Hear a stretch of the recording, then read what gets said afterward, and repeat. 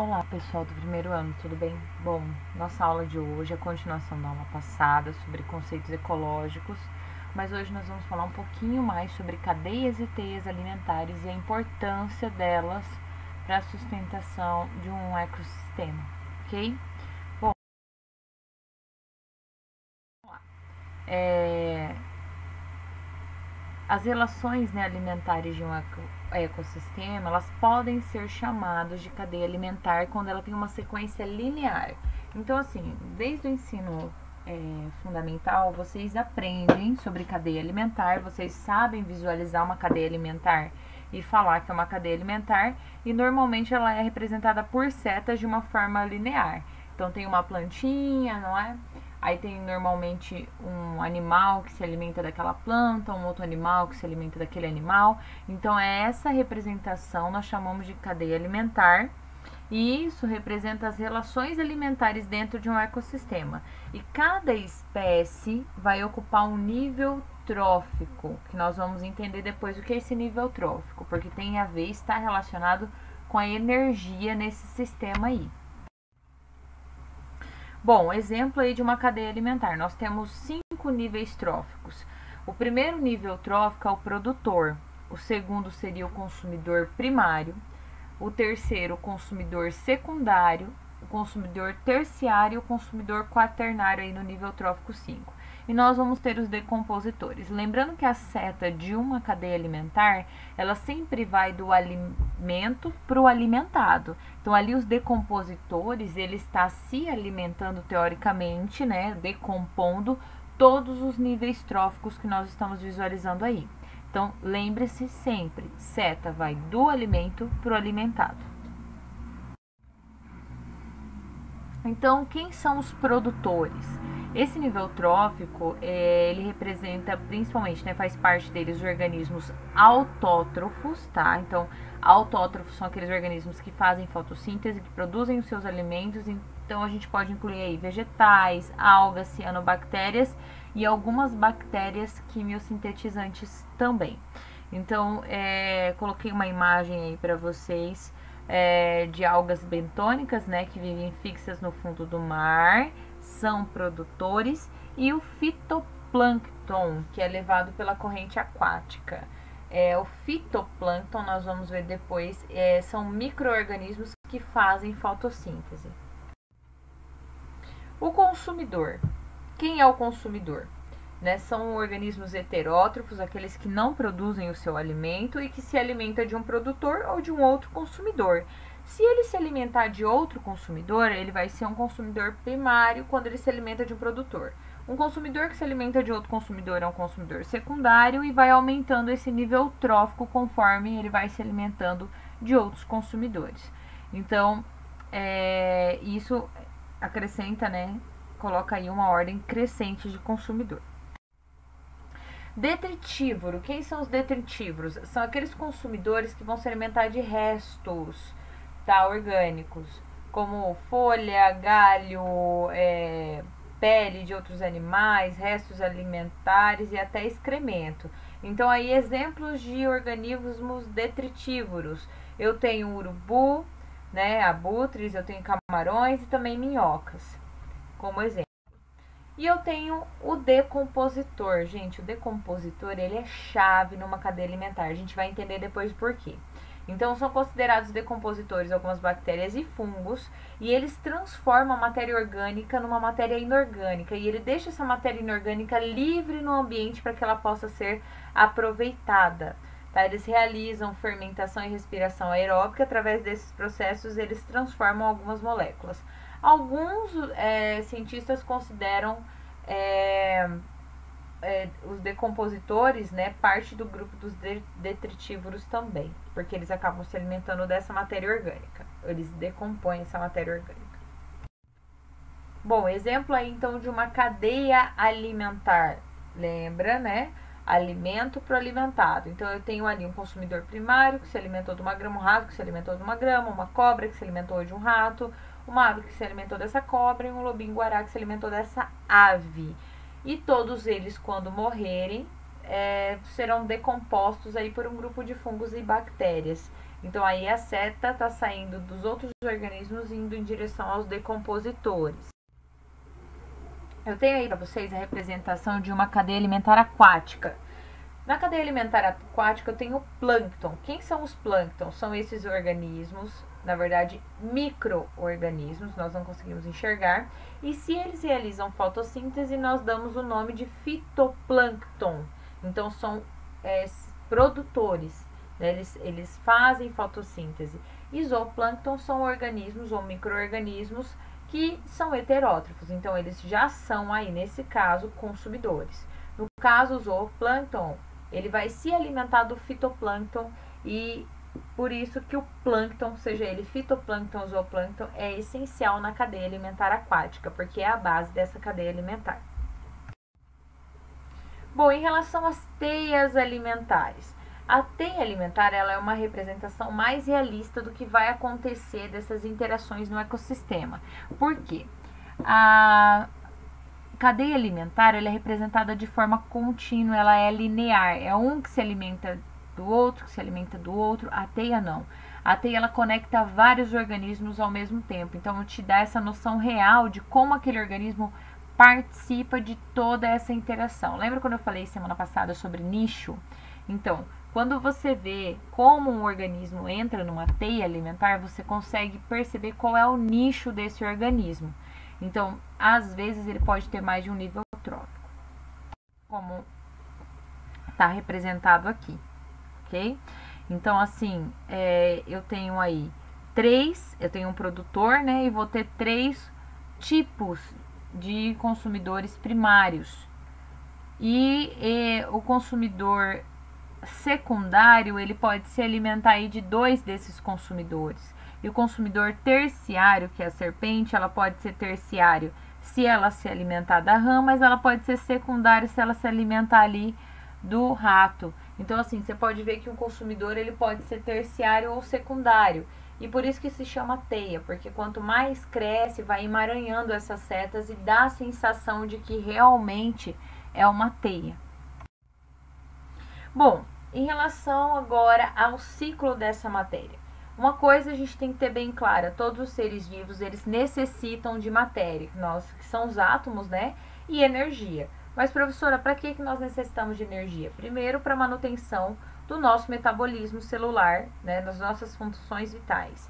Depois você pode pensar em um investimento em reprodução, danças de acasalamento, produção de estruturas como os pelos, né, que gastam energia, ou as árvores que elas tem que produzir a flor para atrair o polinizador e completar o seu ciclo de vida. Então, assim, você tem várias estruturas em vários organismos diferentes que gastam energia. E da onde vem essa energia? Como que essa energia chega até nós? É isso que a gente vai discutir agora em ciclo da matéria. Bom, vamos lá. Quando a gente fala aí de produtor, nós temos que pensar que esse produtor ele vai consumir o gás carbônico que está no ar e vários íons que estão no solo. E através da fotossíntese, que é um processo que vocês já aprenderam de forma simplificada, vai absorver a energia luminosa, certo? Que chega até esse produtor, e através do processo de fotossíntese vai produzir um açúcar, a glicose. Essa glicose, ela pode se transformar em cera, óleo e alguns polissacarídeos, como nós já conhecemos, como celulose e amido. Então, a glicose, ela é uma precursora de algumas moléculas orgânicas. Quando eu tenho esse açúcar, eu posso produzir várias moléculas diferentes, de acordo com a minha necessidade. Então, toda a energia que sustenta um ecossistema vem dos produtores, porque os produtores são os únicos organismos que conseguem, através de íons e gás carbônico, transformar isso numa molécula orgânica, num açúcar, e esse açúcar ele pode ser precursor de outras moléculas orgânicas. Bom, então vamos pensar um pouquinho. Se esses íons, eles podem, né, participar de diversas funções no organismo, né, então o produtor foi lá, ele produziu, né, a glicose. Essa glicose ela fez parte de várias moléculas. Essas moléculas, quando estão no organismo, né, esses íons que a gente viu que absorveu, ele pode entrar na produção de ATP, como é o caso, né, da glicose, ele pode entrar na produção de fosfolipídios, enfim, pode simplesmente ficar solto no citoplasma e os organismos obtêm essa energia através da cadeia alimentar, ok? Então, os organismos obtêm a energia necessária através da cadeia alimentar. Então, vai passando de um organismo para o outro, os íons, até que através das moléculas orgânicas, até que os decompositores vão quebrar essas moléculas orgânicas e transformar elas em moléculas inorgânicas. Então, assim, como que vai acontecer? Esses decompositores, eles digerem a matéria orgânica, né, e transformam em pequenas moléculas que acabam sendo absorvíveis, como aminoácido, glicose, ácido graxo, glicerol, e através de dois processos, que é a fermentação e a respiração aeróbica de fungos e bactérias, né, aí que são os decompositores, eles vão liberar gás carbônico, água, amônia e os íons. Esses íons ficam disponíveis no ambiente para os produtores utilizarem esses íons novamente para a produção de glicose através da fotossíntese. Então, é um ciclo, tá? Por isso que é representado aí como ciclo da matéria. É um ciclo quando esse ciclo tem começo, meio e o fim se encaixa com o começo. Então, esses íons, eles ficam disponíveis para os produtores novamente, porque os decompositores fizeram isso. Bom, em relação ao fluxo de energia, né? A energia a gente já sabe que ela entra na cadeia alimentar pela fotossíntese.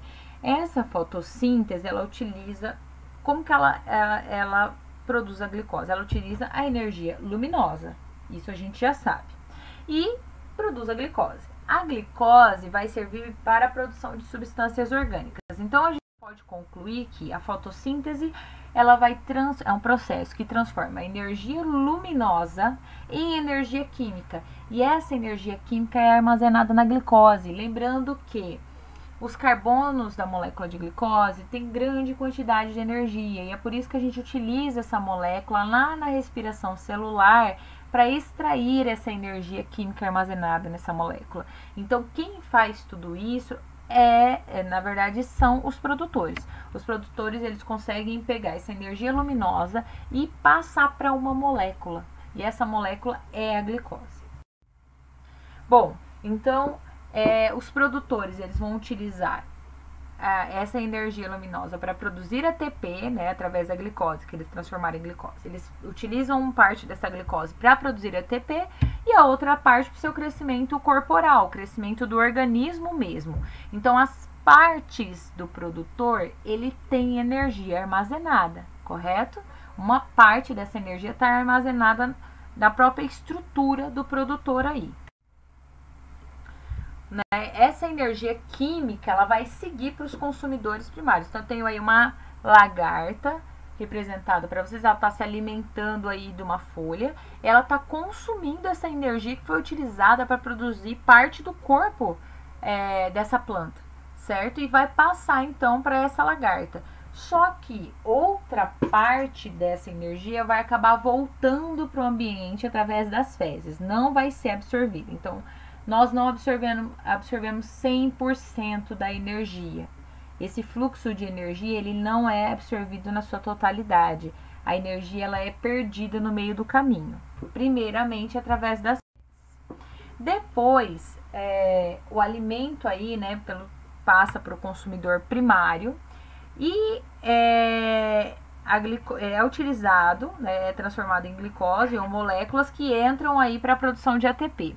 E na própria respiração celular, uma parte dessa energia é liberada em forma de calor para o ambiente. Então, além da perda através das fezes, na hora da respiração celular, uma parte dessa energia é liberada em forma de calor.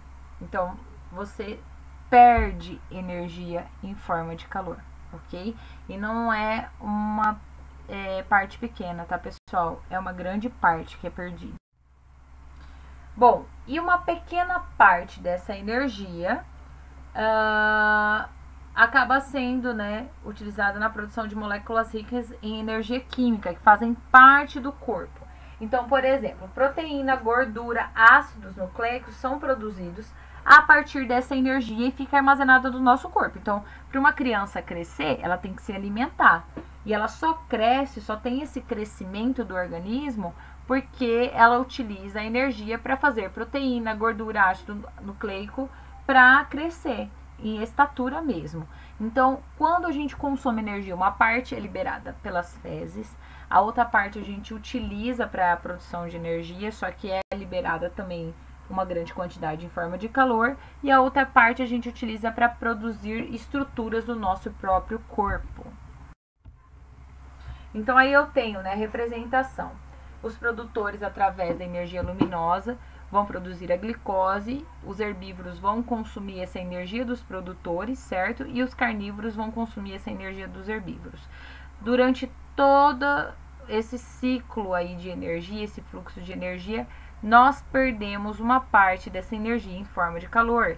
E esse calor volta para o ambiente. Professora, simples, é só os produtores utilizarem esse calor para produzir novamente, né, a molécula de glicose. O que a gente tem que ter bem clara é que essa energia não pode ser absorvida porque os produtores, para fazer a fotossíntese, eles não utilizam calor, e sim energia luminosa, luz, que é diferente de calor. Então, novamente, né, a luz aí é utilizada para produzir energia nos produtores, essa energia é armazenada e ela é passada num fluxo.